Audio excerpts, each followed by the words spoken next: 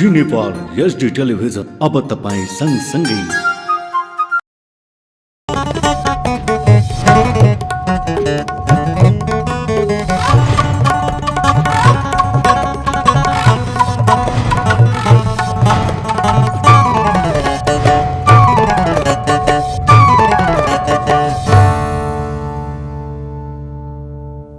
नमस्कार, जी नेपाल न्यूजमा यहाँहरूलाई स्वागत छ।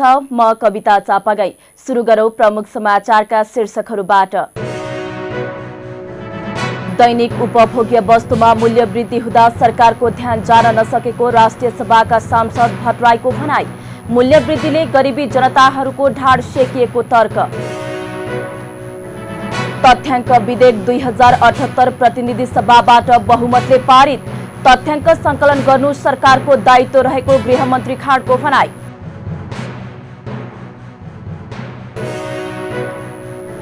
स्वास्थ्य बीमा कार्यक्रमलाई प्रभावकारी बनाउन एमाले संसद अधिकारीद्वारा सरकारको ध्यानकर्षण।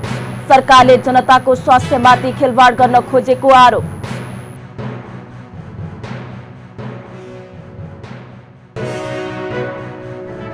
चीनमा फेरि नयाँ भाइरसको संक्रमण देखियो। सानडोङ र हेनान प्रान्तका 35 जना संक्रमित।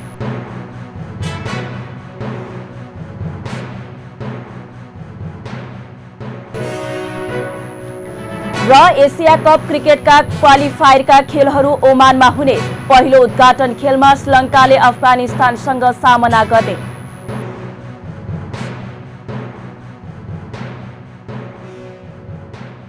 अब समाचार विस्तारमा। राष्ट्रिय सभाका सांसद खिमलाल भट्टराईले दैनिक उपभोग्य वस्तुमा मूल्य वृद्धि भए पनि त्यसतर्फ सरकारको ध्यान जान नसकेको बताउनु भएको छ। राष्ट्रिय सभाको बुधबारको बैठकको विशेष समयमा उहाँले एक वर्षमा 117% मूल्य वृद्धि हुँदा पनि सरकारको ध्यान जान नसकेको बताउनु भएको हो। तेलको मूल्य घटबड हुँदा सामान्यतः समायोजन गर्ने चलन रहे पनि त्यसो नगर्दा मूल्य वृद्धि नियन्त्रण हुन नसकेको उहाँको भनाइ छ। उहाँले जनताले उपभोग गर्ने खाद्यान्नमा मूल्य वृद्धिले ढाड सेकिएको र जनतामा गरिबी बढ्दा विभिन्न अपराधिक गतिविधि बढेको तर्फ पनि सरकारको ध्यानकर्षण गराउनुभयो। त्यस्तै उहाँले आगामी चुनाव र त्यसको तयारी धाँधली रहित बनाउन आग्रह गर्नुभयो। उहाँले गठबन्धनको ध्यान सत्ता जोगाउन मात्र केन्द्रित भएको आरोप लगाउनुभयो। नियमले चाहिँ यो समायोजन हुनुपर्ने हो, यसको बारेमा सरकार बेखबर छ, सरकारले चासो दिइराखेको छैन। र अरू पनि मूल्य वृद्धिको हिसाबले हेर्ने हो भने जनताको ढाड सेकिएको छ। 117% मूल्य वृद्धि भएको छ यस अवधिमा। यो एक वर्षको बिचमा डिजेलमा 71% मूल्य वृद्धि गरियो, पेट्रोलमा 54% मूल्य वृद्धि गरियो, एलपी ग्यासमा 26% मूल्य वृद्धि गरियो, चामलको पिठोमा 117% मूल्य वृद्धि भयो, कालो भटमासमा 75% मूल्य वृद्धि भयो, चामलमा 67% मूल्य वृद्धि भयो, तोरीको तेलमा 58% मूल्य वृद्धि भयो। एवं रीतले खाद्यान्नमा यसरी जनताले उपभोग गर्ने खाद्यान्न लगायतका वस्तुहरूमा चाहिँ मूल्य वृद्धि हुँदाखेरि जनताको ढाड सेकिएको छ। आज हत्या अपराधहरू बढेको छ। किन? यसको चाहिँ हामीले कारण खोज्दै गयो भनेदेखि त्यो गरिबी हो। जनतामा गरिबी बढिरहेछ र एउटा आशा हराएको देशको रूपमा चाहिँ नि नेपाल त्यसतर्फ जाँदैछ। आशा हराएको देश, आशै नभएको सरकार छ, सुन्दैन, सरकार छ, देख्दैन। सत्तापक्ष चाहिँ ठुलो गठबन्धन बनाएर बसेको छ तर उसलाई जनताको कुनै मतलबै छैन। लोकतन्त्रमा सरकारले, संसदले वा राज्यका निकायहरूले सबभन्दा ध्यान दिनुपर्ने विषय भनेको त, सबभन्दा ध्यान दिनुपर्ने ठाउँ भनेको त जनता होला नि, समाज होला, बस्ती होला। तर त्यसतर्फ कुनै ध्यान छैन, कुनै विषयमा यो सरकार गम्भीर छैन। यो पहिलेदेखिबाट भन्दै आएको विषय हो कि सरकारको ध्यान एउटै कुरामा छ, त्यो भनेको गठबन्धनमा। बस सरकारमा सत्ता पक्षलाई, सत्ता गठबन्धनलाई कसरी जोगाउने र यसलाई कसरी कायम गरेर अगाडि बढ्ने, यो विषय बाहेक अरू जनताको विषयमा, देशको विषय। त्यस्तै सांसद प्रकाश पन्थले प्रधानमन्त्री शेरबहादुर देउबा नेतृत्वको सरकारले निर्वाचन लगायतका महत्वपूर्ण कामहरू सम्पन्न गरिएको बताउनुभयो। राजनीति र व्यवस्थापनमा स्थिरता भयो भने शान्ति, सुव्यवस्था र विकास हुनेतर्फ ध्यान दिँदै त्यही अनुसार अघि बढ्नुपर्ने अहिलेको आवश्यकता रहेको उहाँको भनाइ छ। 78 सालको चैत मसान्तभित्र सबै नागरिकहरूलाई खोप पुर्याउने, त्यस पछाडि संविधानको रक्षा, प्रतिनिधि सभाको पुनर्स्थापना, संसदको पुरा कार्यकाल संसदलाई चलाउने, बचाउने, राजनीतिक अस्थिरता रोक्ने र आवधिक निर्वाचन, स्थायन्तको निर्वाचन सम्पन्न भइसकेका छ र सङ्घ प्रदेशको पनि त्यसको पनि तिथिमितिहरू तोकिसकेको अवस्थाहरू चाहिँ छ। वर्तमान सरकारले आफ्नो जिम्मेवारी पुरा गरेको देखिन्छ यसरी सरसर्ती हेर्दाखेरि। कोरोनाको महामारीले जनताहरूले बिर्सिसके। स्थानीय तहको निर्वाचन शान्तिपूर्ण तरिकाले समयमै सम्पन्न भएको छ र प्रदेशको पनि अब प्रदेश र प्रतिनिधि सभाको पनि हुँदैछ। यो अल्पायुमै मर्नु परेन यिनीहरूले। आगामी 4 गतेको लागि तिथिमिति घोषणा भइसकेको छ। नेपाली काङ्ग्रेसका सभापति सम्माननीय प्रधानमन्त्री शेरबहादुर देउवालाई को नेतृत्वको यो सरकारलाई मैले धन्यवाद पनि भन्नुपर्छ।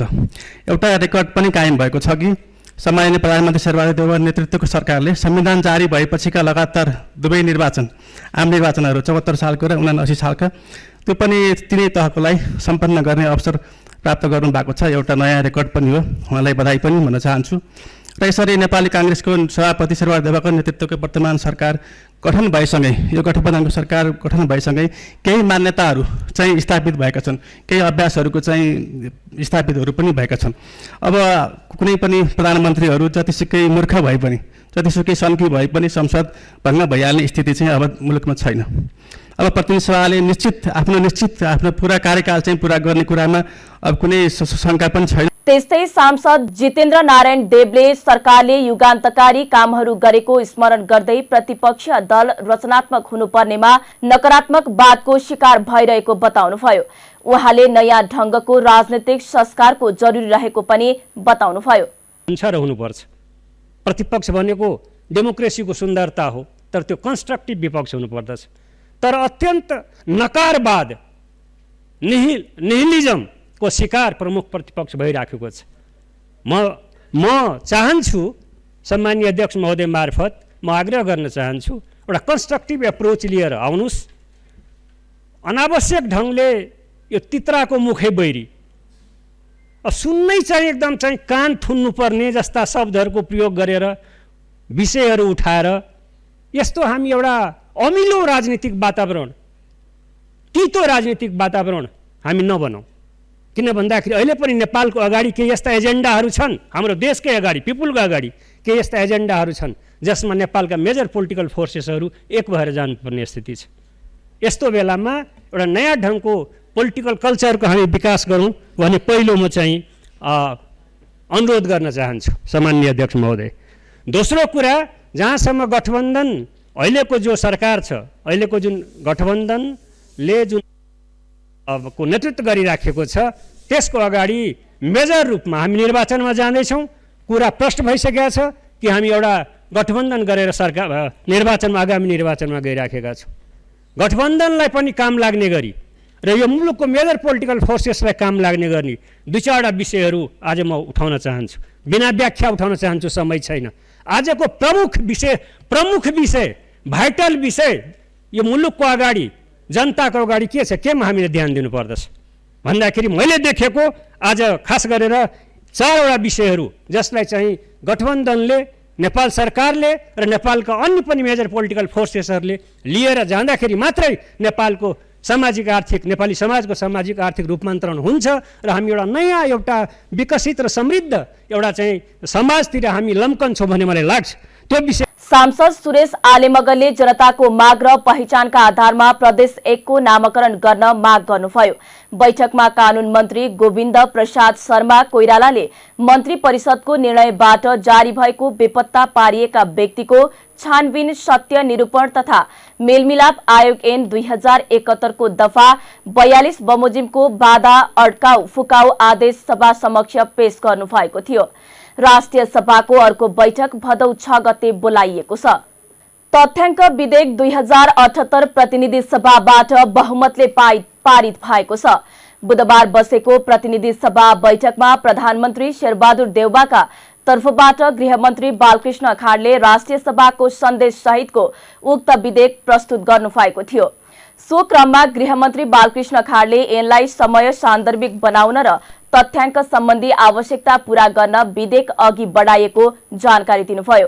तथ्याङ्क संकलन गर्नु सरकारको दायित्व रहेको र देशभरका हरेक विषयको तथ्याङ्क संकलन र उपयोग गर्न पनि यसले सहयोग गर्ने उहाँको भनाइ छ। उहाँले तथ्याङ्क विभागको कार्यालय 33 जिल्लामा रहेको र 77 जिल्ला हेर्नुपर्ने हुँदा सबै जिल्लामा कार्यालय विस्तार गर्ने र कर्मचारीको क्षमता अभिवृद्धि गराउन आवश्यक हुने बताउनुभयो। कतिपय संशोधन सम्बन्धी राखिएको विषयहरूलाई यो ऐनलाई कार्यान्वयन गर्ने क्रममा निर्माण गरिने बनाइने नियमावलीमा सम्बोधन गर्न सकिनेछ र यस ऐनमा राष्ट्रिय तथ्याङ्क परिषदको पनि कानुनी व्यवस्था गरिएको छ र परिषदले तथ्याङ्क सङ्कलन गर्ने राष्ट्रिय तथ्याङ्क प्रणालीको समुचित विकास व्यवस्थापन अनुसन्धान सम्बन्धी कार्यको रेखदेख निर्देशन नियन्त्रण नियमन गर्ने र नेपाल सरकारको यो तथ्याङ्क सम्बन्धी काम कारबाहीलाई समेत पनि नियमन गर्ने गरी नै यो राष्ट्रिय तथ्याङ्क परिषदको कानुनी व्यवस्था गरिएको छ र यो तथ्याङ्क परिषदमा विभिन्न विश्वविद्यालयका पदाधिकारीहरू तथ्याङ्कसँग सम्बन्धित प्राज्ञहरूलाई पनि समेट्नु पर्दछ भन्नुभएको छ। त्यसको म हार्दिक स्वागत गर्दछु। परिषदमा केही साथीहरू स्थायी रूपमा रहनेछन् र विज्ञहरूलाई त्यहाँ आमन्त्रण गर्न सकिने र उनीहरूको अनुभवलाई पनि तथ्याङ्क परिषद या तथ्याङ्कसँग सम्बन्धित कार्यका लागि उपयोग गर्न सकिनेछ। तर अहिलेको त्यसअघि बैठकमा सांसदहरूले विधेयकले तथ्याङ्कको विश्व स्तरको मान्यता, शुद्धता, गोपनीयताको विषयलाई समेत ध्यान दिनुपर्ने धारणा राखेका थिए। त्यस्तै प्रतिनिधि सभा बैठकबाट शपथ सम्बन्धी विधेयक 2079 पनि पारित भएको छ। अख्तियारमा उजुरीको चाङ छन्, तर कारबाहीमा भने केही मात्रामा हुन्छ। अख्तियार दुरुपयोग अनुसन्धान आयोगमा भ्रष्टाचार लगायत कुनै पनि अनियमितता विरुद्ध उजुरी दिनुपर्छ भन्ने भावना जनस्तरमा जागृत भएसँगै उजुरीको संख्या बढेको हो। संवैधानिक रूपमा अधिकार सम्पन्न भएका स्थानीय तहमा मनपरी बढ्न थालेको छ। स्रोत साधन परिचालन गर्न समेत स्वतन्त्र स्थानीय तहमा जनप्रतिनिधि र कर्मचारीबाट अनियमितता र बेतिथि भएको भन्दै अख्तियारमा उजुरी आउने क्रम बढ्दो छ। विकास निर्माणमा अनियमितता, प्राकृतिक स्रोतको निकासीमा कमिसनको चलखेल, शिक्षकको नियुक्तिमा रकम चलखेल, भवन निर्माणमा भ्रष्टाचार, सामुदायिक वनमा काठ तस्करी रहेको भन्दै स्थानीय तहका विरुद्ध अख्तियारमा उजुरी चाङ लागेको छ। टिभी जर्नालिस्ट विजय दङ्गालले तयार पार्नु भएको एक रिपोर्ट।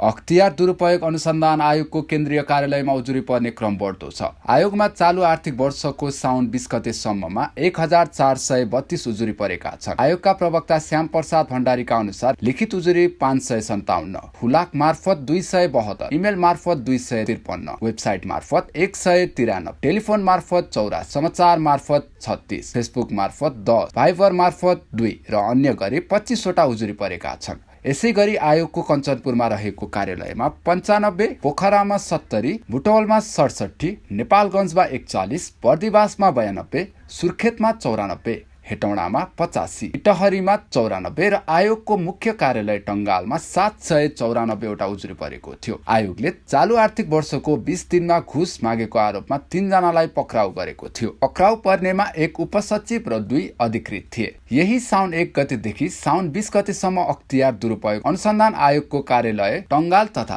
त्यस मतहतका कार्यालयबाट खटिएको टोलीले उनीहरूलाई पक्राउ गरेको थियो। साउन 18 गते आन्तरिक राजस्व कार्यालय महाराजगञ्जमा कार्यरत कम्प्युटर अधिकृत बिन्दु श्रेष्ठ प्रधानलाई आयोगको टोलीले घुस सहित पक्राउ गरेको थियो। प्रधानले कम्प्युटर बिलिङको सफ्टवेयर स्वीकृतिका लागि सेवाग्राहीसँग 3000 रुपैयाँ घुस मागेको उजुरी थियो। यस्तै साउन 18 गते सेवाग्राहीबाट घुस बापत लिएको 6 लाख सहित र स्रोत नखुलेको 16,50,000 रुपैयाँ सहित सांस्कृतिक पर्यटन तथा नागरिक उड्डयन मन्त्रालयका उपसचिव प्रमोद नेपाल पक्राउ परे। आयोगको टोलीले नेपाललाई नागपोखरीमा रहेको एक होटेलबाट घुस बापतको रकम सहित पक्राउ गरे। त्यस्तै चालु आर्थिक वर्षकै पहिलो दिन साउन 1 गते कैलालीको मोहनन्याल गाउँपालिकाका अधिकृत दिपेन्द्र बुढा छेत्रीलाई कञ्चनपुरको आयोगको टोलीले 30,000 घुस सहित पक्राउ गरे। घोडाघोडी नगरपालिका 1 को नवरत्न होटेलबाट सेवाग्राहीको 30,000 घुस बापतको रकम सहित उनी पक्राउ परेका थिए। सेवाग्राहीको रकम भुक्तानी दिने क्रममा 30,000 घुस माग गरेको भन्ने उजुरीका आधारमा उनी पक्राउ परेका हुन्। आयोगले भ्रष्टाचार भएको भन्दै 131 वटा आरोप पत्र विशेष अदालतमा दायर गरेको थियो। सार्वजनिक निकायमा हुने भ्रष्टाचारको उजुरीको आधारमा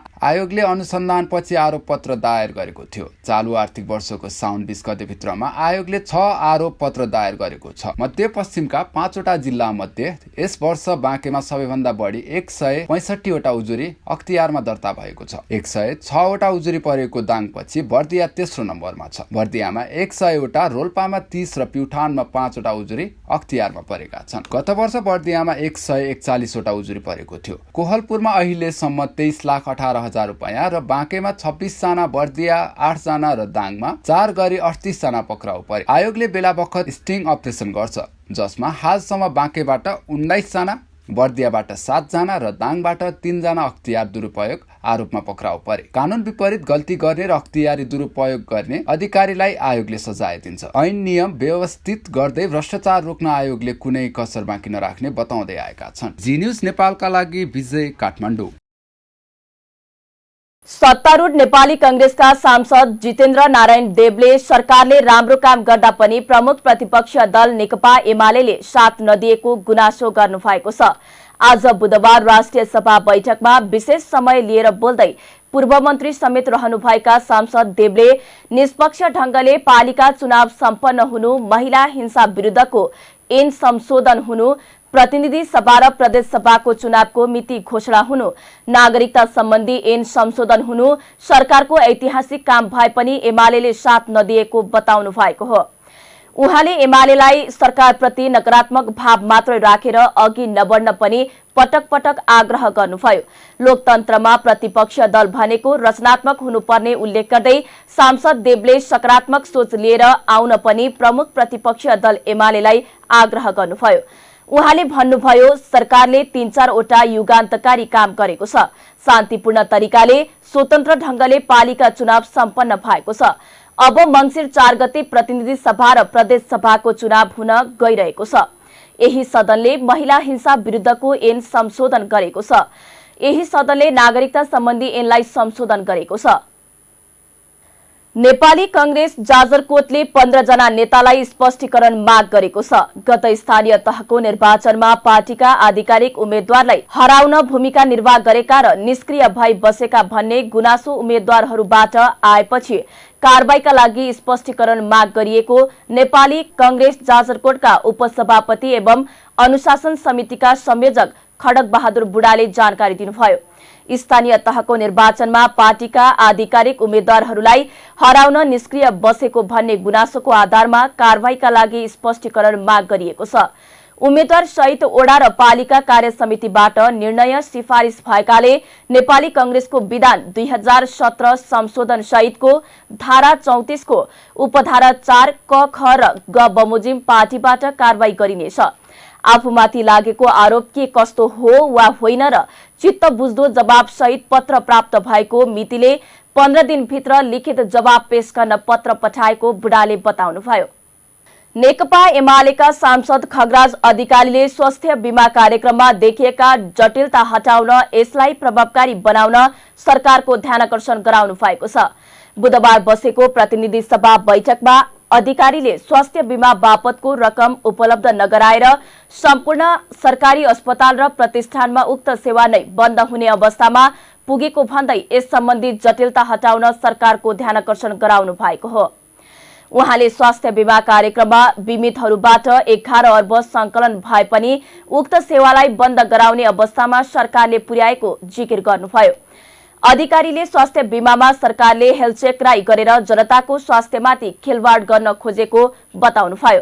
सरकारको नीति कार्यक्रम र बजेट वक्तव्यमा खास गरिकन 151 बुँदामा निजी क्षेत्रलाई दिने कम्पनी खोलेर भनिसकेपछि कुल बीमित सदस्य संख्या 53,04,270 20% जति छन् र कुल बीमित परिवार 16,15,029.67% छन्। कुल बीमित मध्ये सेवा लिने 20,89,579 जना छन्। कुल जिल्ला विस्तार अहिले 77 जिल्ला र 745 जिल्लामा यो विस्तार भएको छ। सम्मान्य सभामुख महोदय, कुल सेवा प्रदायक स्वास्थ्य संस्थाहरू 441 वटा छन्। अहिले बीमित मध्येको यो दर 70% छ। सम्मान्य सभामुख, त्यसमा अति गरिब परिवार 4,88,000 छन्, ज्येष्ठ नागरिक 6,34,745 र त्यति मात्रै होइन, HIV एड्सका बिरामीहरू 25,289, अति अशक्त अपाङ्गता भएका 93,629, कुष्ठरोगी 2,849 र महिला स्वास्थ्य स्वयंसेविका 83,026 जस्ता जति जनसङ्ख्या यसमा बीमित छ। सम्मान्य सभामुख महोदय, यो स्वास्थ्य बीमा कार्यक्रम स्वयं म स्वास्थ्य मन्त्री हुँदा 70-71 सामाजिक स्वास्थ्य बीमा कार्यक्रम अन्तर्गत सुरु गरिएको थियो। सम्मान्य सभामुख महोदय, अहिले झन्डै यो 11 अरब सङ्कलन भएको छ बीमितहरूबाट। र हाम्रो उद्देश्य के थियो भने सम्मान्य सभामुख महोदय, औपचारिक क्षेत्र त्यसमा निजामती, जङ्गी, हामी मान्य सदस्यहरू, नेपाल सरकार समेत त्यसमा समाविष्ट हुनुपर्ने हो। सम्मान्य सभामुख महोदय, तर यसलाई अहिले अत्यन्तै अप्ठ्यारो अवस्थामा पुर्याइएको छ र अहिले teaching hospital, Bir hospital, Gangalal civil hospital, Dhulikhel स्वास्थ्य विज्ञान सम्पूर्ण प्रतिष्ठानहरू समेत यो कार्यक्रम बन्द गर्न बाध्य हुँदैछन् र स्वास्थ्य बीमा बोर्डले 5 अरब दिन बाँकी छ भनेको छ। उनीहरू भुक्तानी लिन 13 अरब बाँकी छ भन्ने सुनिएको छ। यदि यस्तो हो भने यसलाई त्यस्तै बैठकमा एमालेका अर्का सांसद महेश बस्नेतले ठग र अपराधिक कार्यमा संलग्न भएको भन्दै महान्यायाधिवक्ता खम्ब बहादुर खातीलाई निलम्बन गर्नुपर्ने बताउनुभयो। उहाँले सरकारवादी मुद्दाको वकालत गर्नुपर्नेमा विभिन्न निर्वाधित काम खातीले गरेको आरोप लगाउनुभयो। खम्बबहादुर खाती जो सरकारको महान्यायाधिवक्ता हुनुहुन्छ, उहाँ र लम्बोदर नेउपानेको बीचमा मिटिङ भयो र त्यो मिटिङको मुख्य उद्देश्य के थियो भने सर्वोच्च अदालतमा विचाराधीन मुद्दालाई प्रभावित गर्ने र जिल्ला अदालतले ठगी होइन बिर्जु भनेको मुद्दालाई चाहिँ नि फैसलामा प्रभावित गर्ने त्यसको उद्देश्य थियो र त्यसमा अर्बौं चलखेल गर्ने उद्देश्य थियो। खम्बबहादुर खातीजी विविध हिसाबले विवादित व्यक्ति हुनुहुन्छ। उहाँले ललितपुरको इमाडोलको 13 वर्षीय नाबालिकामाथि भएको बलात्कारको मुद्दा दबाउने भूमिका खेल्नु भएको छ। बुढीगङ्गा गाउँपालिकामा आफ्नो दाजुलाई जिताउनको लागि बुथ कब्जा गराउनदेखि अनेक हरकत प्रयोग गर्नुभएको छ। बालटार प्रकरणको सन्दर्भमा सिआइबीले 78 पौषमा पेश गरेको अनुसन्धानको फाइल पुरा नभएको भनेर फिर्ता गराउने र त्यसको हदम्याद गुजार्ने काममा लाग्नु भएको छ। बलात्कारी आरोप लागेको सिद्ध बाबालाई जोगाउन लाग्नु भएको छ। ज्यान मार्ने उद्योगमा संलग्न काँसका कार्यकर्ता जस्तै आफ्नो नेतालाई आक्रमण गरेका थिए, उनको मुद्दा फिर्ता लगाउनको लागि लाग्नु भएको छ। पब गायक योगेश्वर अमात्यको बारामा रहेको 12 बिघा जग्गालाई चाहिँ नक्कली दर्ता गरेर पूर्जा बनाउने कुरामा उहाँ संलग्न हुनुभएको छ। कुमारी बैङ्कको कर्मचारीहरू मिलेर सङ्गठित रूपमा गरेको ठगी प्रकरणमा उहाँ लाग्नु भएको छ। त्यस भएको हुनाले नेपाल सरकारको महान्यायाधिवक्ता जस्तो गरिमामय पदमा बसेको र सरकारवादी मुद्दाको वकालत गर्नुपर्ने यस्ता विवादित, यस्ता फटा, यस्ता ठग, यस्ता अपराधी व्यक्तिहरूलाई कुनै हालमा राख्नु। उहाँले बालुवाटार प्रकरणमा केन्द्रीय अनुसन्धान ब्युरोले पेश गरेको फाइल फिर्ता पठाएको, ज्यान मार्ने उद्योगमा कांग्रेसका कार्यकर्ताको मुद्दा फिर्ता लिने लगायतका काम खातीले गरेको बताउनुभयो। सरकारले प्रश्नपत्र आउट र बौद्धिक चोरीमा संलग्न प्राध्यापक डाक्टर केदारनाथ घिमिरेलाई त्रिभुवन विश्वविद्यालय सेवा आयोगको अध्यक्ष बनाउने तयारी गरेको छ। त्रिवी स्रोतका अनुसार शिक्षा, विज्ञान तथा प्रविधि मन्त्री देवेन्द्र पौडेल अध्यक्ष र सचिव रामकृष्ण सुवेदी सदस्य रहेको छनौट समितिले बौद्धिक चोरी तथा प्रश्नपत्र आउट घटनामा दोषी देखिएका घिमिरेलाई त्रिवी सेवा आयोगका अध्यक्षमा नियुक्तिका लागि सिफारिस गर्ने तयारी गरेको हो। त्रिवी सेवा आयोगको अध्यक्षमा प्राध्यापक डाक्टर केदारनाथ घिमिरेको नाम सिफारिस गर्नका लागि छलफल भइरहेको छ। विश्वविद्यालय अनुदान आयोगले 2070 मङ्सिर 6 गते प्राध्यापक डाक्टर केदारनाथ घिमिरे सहित 6 जना प्राध्यापकलाई बौद्धिक सम्पत्ति अनाधिकृत प्रयोग गरेको तथा शैक्षिक मर्यादा उल्लङ्घन गरी पेशागत मर्यादा पालना नगरेको ठहर गरी कालो सूचीमा राखेको थियो।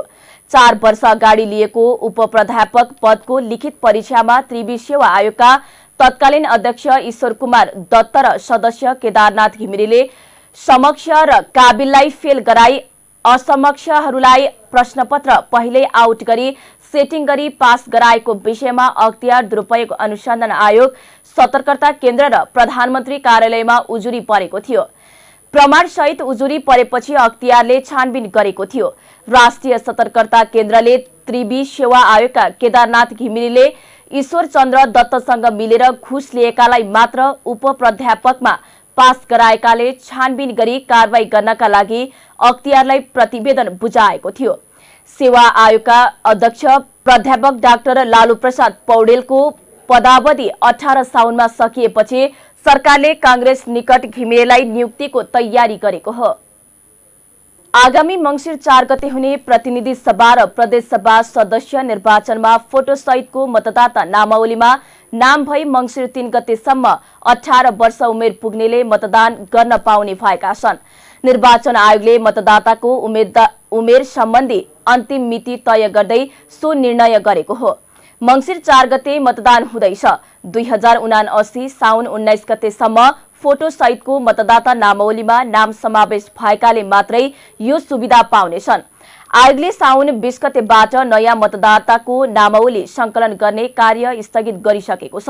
नामावलीमा भएको त्रुटि सच्याउने, कसैले झुटा विवरण दिई नामावलीमा नाम समावेश गरेको भए सोको विरोधमा उजुरी दिने, दोहोरो नामावली भएको भए हटाउन निवेदन दिने, एका घर परिवारका सदस्यको मृत्यु भएको भए हटाउन निवेदन दिने, एकै ओडाका 2 वा 2 भन्दा बढी मतदान स्थल भएकोमा पाएक पर्ने मतदान स्थलमा नाम सार्न निवेदन दिने लगायतका विषयहरू कार्यक्रममा समावेश गरिएको छ। आयोगका प्रवक्ता शालिग्राम शर्मा पौडेलले जारी गरेको विज्ञप्तिमा उल्लेख छ।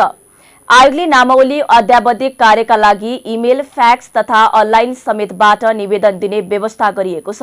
नामावली अध्यावधिक तथा दाबी विरोधको प्रक्रिया पूरा गरी भदौ 31 गते अन्तिम मतदाता नामावली प्रकाशन गर्ने भएको छ। ललितपुर महानगरपालिकाले 70 वर्ष पूरा भएका ज्येष्ठ नागरिकलाई चाडपर्व मनाउन वर्षको 10,000 रुपैयाँ भत्ता दिने भएको छ। ज्येष्ठ नागरिकलाई चाडपर्व मनाउन सजिलो होस् भनेर वर्षमा एकपटक एकमुष्ट 10,000 रुपैयाँ उपलब्ध गराउने व्यवस्था गरेको ललितपुर महानगरपालिकाका प्रमुख चिरीबाबु महर्जनले बताउनुभयो। ज्येष्ठ नागरिकलाई चाडपर्व मनाउन सन्तानसँग हात थाप्न नपरोस् भनी 10,000 रुपैयाँ दिन लागेको उहाँले बताउनुभयो। ललितपुर महानगरपालिकामा 70 वर्ष माथिका झण्डै 7,000 ज्येष्ठ नागरिक रहेका छन्। 7,000 जनालाई 10,000 रुपैयाँका दरले रकम दिँदा महानगरको 7 करोड रुपैयाँ खर्च हुनेछ। पछिल्लो 24 घण्टामा 868 जनामा कोरोना भाइरसको संक्रमण पुष्टि भएको छ। पीसीआर र एन्टिजेन गरी 6,705 जनाको नमुना परीक्षण गर्दा 868 जनामा संक्रमण पुष्टि भएको स्वास्थ्य तथा जनसंख्या मन्त्रालयले जनाएको छ। यही अवधिमा 414 जना कोरोना संक्रमित निको भएका छन्। पछिल्लो 24 घण्टामा कोरोना भाइरसको संक्रमणका कारण 3 जनाको ज्यान गएको छ।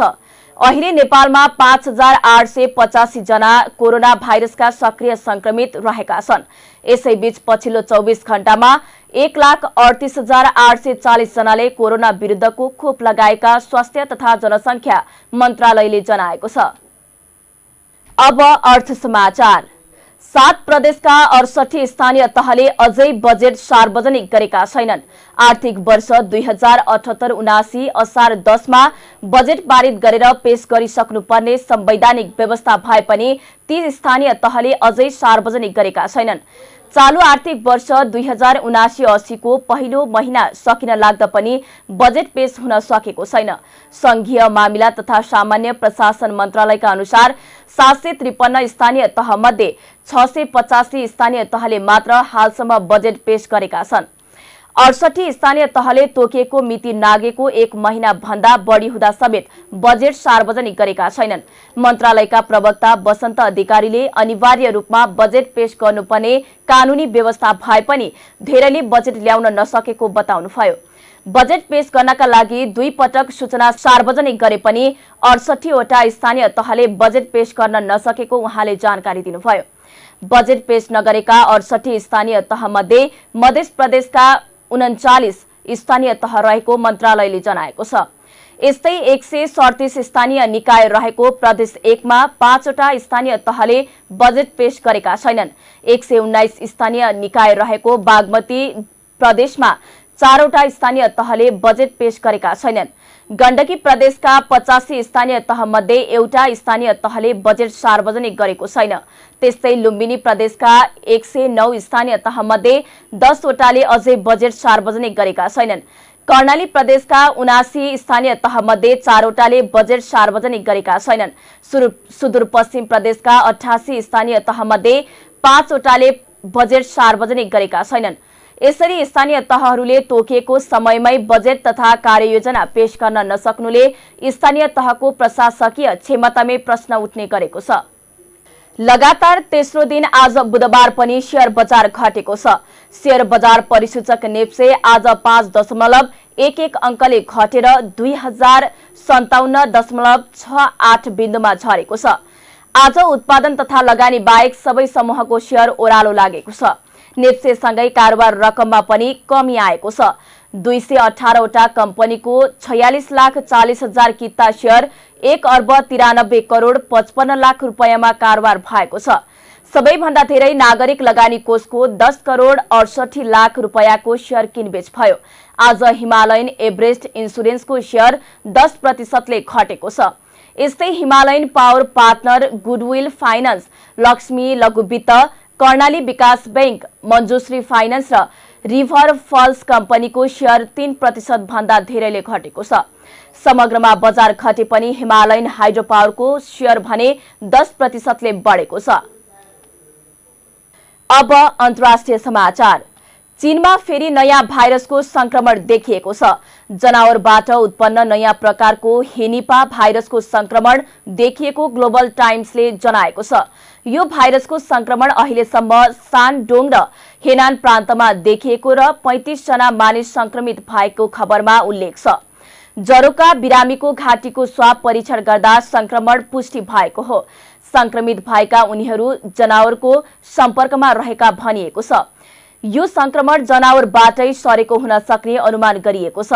संक्रमित व्यक्तिमा ज्वरो आउने, थकाई, खोकी र वाकवाकी जस्ता लक्षण देखिने गरेको छ।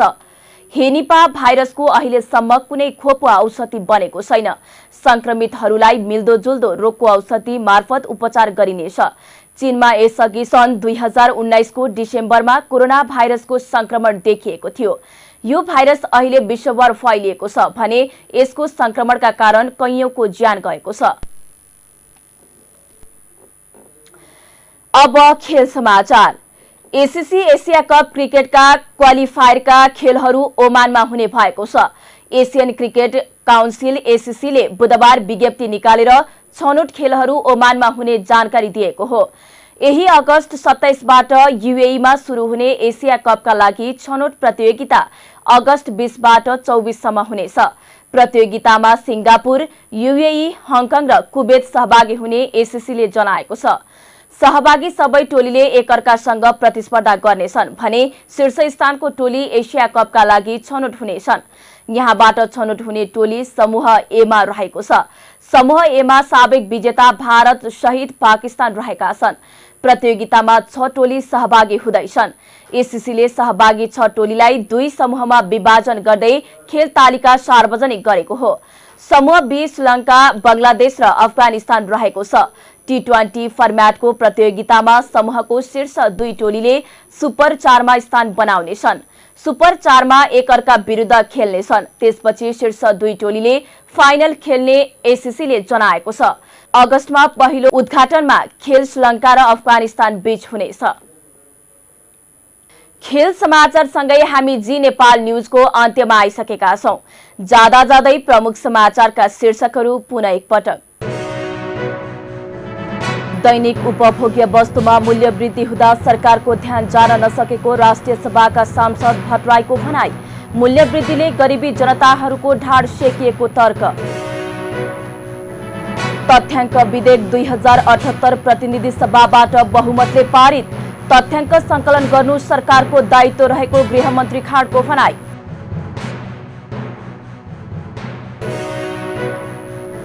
स्वास्थ्य बीमा कार्यक्रमलाई प्रभावकारी बनाउन एमाले सांसद अधिकारीद्वारा सरकारको ध्यानकर्षण।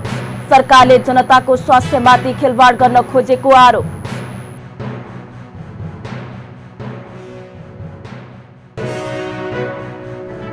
चीनमा फेरि नयाँ भाइरसको संक्रमण देखियो। सानडोङ र हेनान प्रान्तका 35 जना संक्रमित।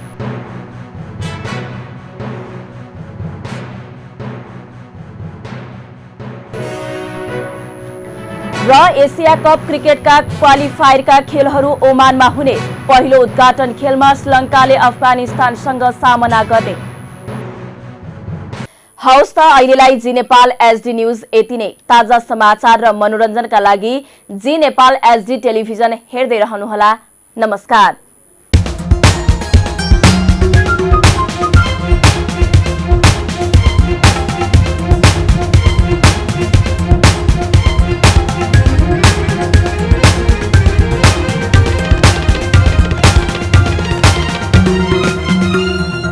जी नेपाल एचडी टेलिभिजन अब तपाईँ सँगसँगै।